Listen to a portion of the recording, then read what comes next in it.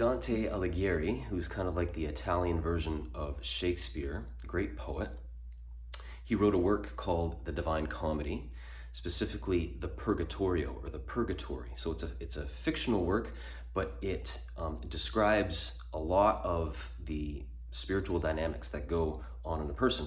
And in Purgatory, Dante has the souls in Purgatory exercise certain activities as remedies for the sins that they were so attached to when they were living on earth. So for example, those who struggled with the sin of pride would walk around the mountain of Purgatory carrying heavy boulders on their shoulders as a way of lowering themselves to the ground, because during their lifetime, their pride puffed them up and lifted them up.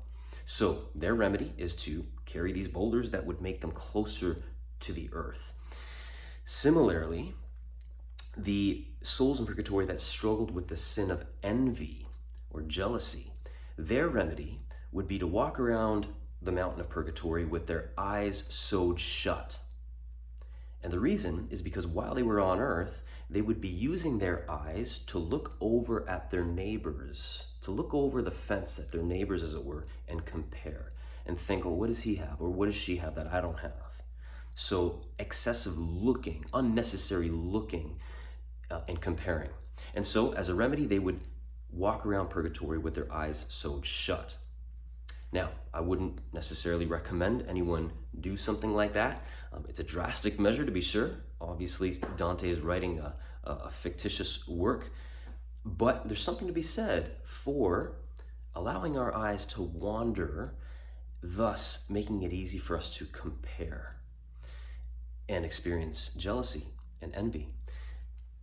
In today's Sunday readings, the Book of Wisdom, the author, according to that author, the sin that wreaked havoc on the world from the very beginning, so the sin that started all the mess that we're in right now, is the sin of envy.